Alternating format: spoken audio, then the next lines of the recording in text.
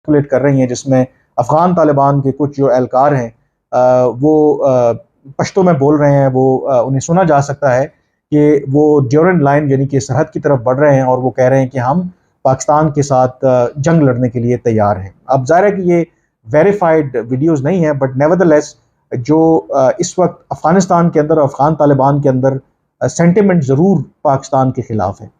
Pakistan Afghan transit trade के मुल्की मईशत पर गहरे और मनफी असरात। अफगानिस्तान ट्रांजिट ट्रेड पाकिस्तान में ब्लैक इकॉनमी की बुनियादी वजूहात में से एक है।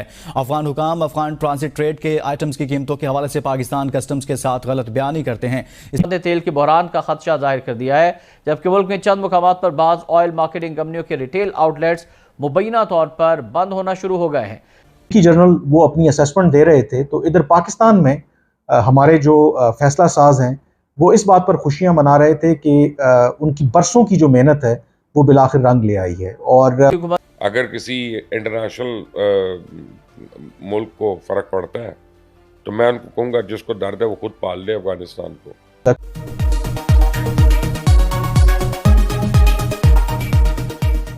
जय हिंद, वंदे मातरम।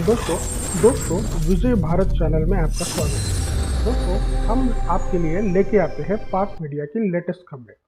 से पेट्रोलियम ने चेयरमैन ओगरा से खुश्क रिटेल आउटलेट्स चलाने वाली कंपनियों के खिलाफ ज़ाब्ते की कार्रवाई करने के लिए मरासला लिख दिया है। 12 सितंबर को लिखे गए मरासले में director general oil petroleum division Imran Ahmed ने चेयरमैन ओगरा को आगाह किया कि वज़ीर तवानाई ने इस पेशरफ्त का संजीदगी से नोटिस लिया और हिदायत किया कि ओगरा को मुतहरिक किया जाए। ओगरा टीम इस बात को यकीनी बनाए कि तमाम मार्केटिंग कंपनियां अपने रिटेल आउटलेट्स खाली ना रखें और पेट्रोलियम मसनूआत की फराहमी का सिलसिला जारी रखें। ओगरा ऑयल कंपनीज एडवाइजरी काउंसिल की रोजाना की रिपोर्ट्स का हवाला दिया गया है कि डीजी ऑयल के खत में इस बात पर भी रोशनी डाली गई कि मुल्क में इस वक्त पेट्रोल और हाई स्पीड डीजल का वाफिर ज़ख़ीरा मौजूद है। और नाज़रीन, पेट्रोलियम मसनूआत की कीमतों में एक मरतबा फिर मुमकिना इजाफे की मुल्क में बाज़ गश्त है, लेकिन ये इजाफा जहां आवाम की जेब पर भारी पड़ेगा। इस इजाफे से कबल ही पेट्रोल पंप मालिकान ने पेट्रोल की फरोख्त बंद करके अवाम को दोहरी अजियत में मुब्तला कर दिया है। और यह भी पता चला है कि आइंदा रोज़ पेट्रोल की कीमत में इजाफे की खबर मिलते ही लाहौर समेत पंजाब भर के ज़्यादातर पेट्रोल पंप मालिकान ने पेट्रोल की फरोख्त बंद कर दी, जिसकी वजह से अवाम को दोहरी अजियत का सामना करना पड़ रहा है। और आवाम का यह कहना है कि एक तो पेट्रोल की कीमत पहले ही आसमान से बातें कर रही है, जिसकी वजह से हस्बे ज़रूरत पेट्रोल डलवाने की सकत बाकी नहीं रही है। और अब अगर पेट्रोल पंप मालिकान अपने मुनाफे की लालच में पेट्रोल नहीं देंगे तो अवाम कहाँ जाए। अवाम ने सवाल किया है कि क्या उनको पूछने वाला, यानी पेट्रोल बेचने वालों को पूछने वाला कोई नहीं है, और क्या अवाम की दादरसी करना हुकूमत का फ़र्ज नहीं है? क्या पंप मालिकान के खिलाफ कोई कार्रवाई नहीं होगी? क्या मुनाफाखोर माफिया ऐसे ही अवाम का खून चूसता रहेगा? हम क्यों इतना पालें? हम तो एहसानों का बदला चुका रहे हैं, एहसान फरामोश को। और आप देखें कि अभी तक 3 मिलियन पनाह गज़ीन जो है पाकिस्तान में, और वो कारोबार भी कर रहे हैं, यहाँ पे हर किस्म का कारोबार कर रहे हैं, ट्रांसपोर्ट के काम में है, दुकानें खोली हुई हैं, ये वो। मैं तो कहता हूँ ये जो अफ़गान पनाह गज़ीन है ना, इनके लिए इंटरिम गवर्नमेंट को एक लॉ बना देना चाहिए। इनके पास है, पावर्स तो है, और बाकी आके जब असम्बली आएगी वो उसको परमानेंट कर दे कि हम सऊदी अरेबिया वाला या यूएई वाला जो अकामा सिस्टम है ना वो यहाँ पे शुरू कर दे कि जो भी अफ़गान किसी ने कारोबार करना है इस मुल्क में, उसको एक पाकिस्तानी को अपना कफ़ील बनाना पड़ेगा और उसको उसी तरह पैसे देने पड़ेंगे। और जिस वक्त तो उस कफ़ील को उसकी शक्ल नहीं पसंद आएगी वो उसको उठा के डिपोर्ट करा देगा। यही सऊदीया में होता है, यही कतर में होता है, यही अपना पूरे मिडल ईस्ट में होता है। और उनकी इकॉनमी बिल्कुल स्टेबल है और उनकी वर्कफोर्स जो है बंदे के पुत्र बन के रहते हैं। यही अफ़गान जो यहाँ पे कहते हैं ना कि असला लेके फिरना ये हमारा जेवर है, तो जब ये मिडल ईस्ट में नौकरी करने जाते हैं ना तो वहाँ पे इनके सारे जेवर जुबर उतर जाते हैं, सब कुछ उतर जाते हैं, क्योंकि उनको पता है उन्होंने कैसे उठा के पकड़ के पहले थाने में रखना है, जेल में रखना है, उस पर डिपोर्ट कर देना है। तो अफ़गान पनाह गज़ीनों के लिए पाकिस्तानी अकामा सिस्टम शुरू होना चाहिए और कफ़ील हो और पाकिस्तानियों को भी फ़ायदा हो उनका, सिर्फ वो क्यों उठाएं, और या उनके कारोबार पे पाबंदी होनी चाहिए। एक बात ये हो गई, लेकिन पाबंदी लग रहा है कि अभी मियाँ नवाज शरीफ जो हैं वो हमज़ा पे लगाने लगे हैं। हमज़ा शहबाज जो हैं वो गए हुए हैं और जुमेरात को एक्सपेक्टेड है कि वो आएंगे, और उनके आने के बाद फिर मरियम बीबी जाएंगी यहाँ से। मेरा नहीं ख्याल कि उनसे पहले वो जाएंगी, क्योंकि दोनों एक दूसरे को अब बर्दाश्त ही नहीं कर रहे। कि अगर हम अफ़गान तालिबान की हिमायत कर रहे हैं और खामोशी से उनकी हिमायत करते रहे हैं तो अमरीकी अफवाज के इनखला के बाद अफगानिस्तान के अंदर एक ऐसी हुकूमत आएगी जो ना सिर्फ पाकिस्तान के मफादात का तहफ़्फ़ुज़ करेगी, बल्कि अफगानिस्तान में पीस एंड स्टेबिलिटी आने के बाद जो कई सालों से पाकिस्तान का एक ख्वाब रहा है कि अफगानिस्तान के ज़रिए जो वस्ती एशिया या सेंट्रल एशियन रियासतों तक जो रसाई है, वो बेशक तिजारत हो या फिर जो कई तवानाई के मंसूबे हैं जो कई सालों से सिर्फ इस वजह से पाया तकमील तक नहीं पहुँच सके क्योंकि अफगानिस्तान के अंदर हमेशा से एक बदअमनी रही है, वहाँ पर जंग रही है।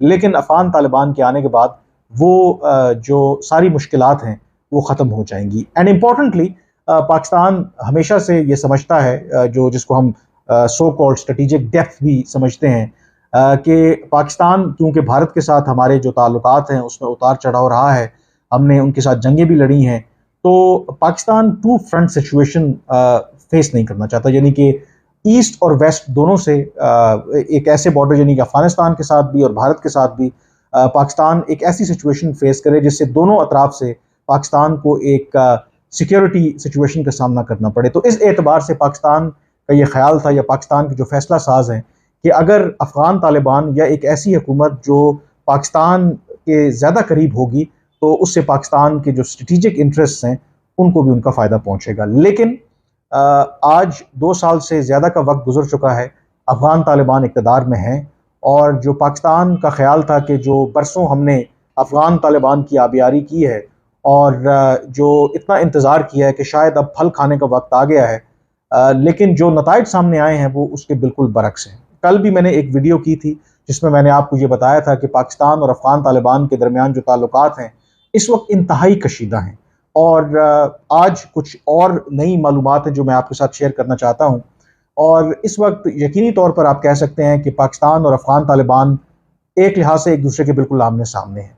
जो दोनों मुल्कों के दरमियान और ख़ास करके पाकिस्तान और अफगान तालिबान के दरमियान जो एक एतमाद का जो फुकदान है वो हर गुजरते दिन के साथ बढ़ता जा रहा है। आज जो मुझे मालूमात मैंने हासिल करने की कोशिश की, क्योंकि आपको पता है कि 6 सितंबर के बाद जो तोरखम का जो की बॉर्डर क्रॉसिंग है, जो अफ़गानिस्तान के लिए उनकी जो मईशत है उसके लिए लाइफ लाइन है, आज उसको तकरीबन 7 रोज़ हो चुके हैं कि वो बॉर्डर आज भी बंद है। और जो मेरी मालूमात है कि कम से कम दोनों हुकाम के दरमियान 3 से 4 मुज़ाकरात के दौर हो चुके हैं, लेकिन अभी तक इस सिलसिले में कोई ब्रेक थ्रू नहीं हुआ। अब इसके हवाले से जो दोनों अतराफ़ हैं उनके अपने दावे हैं।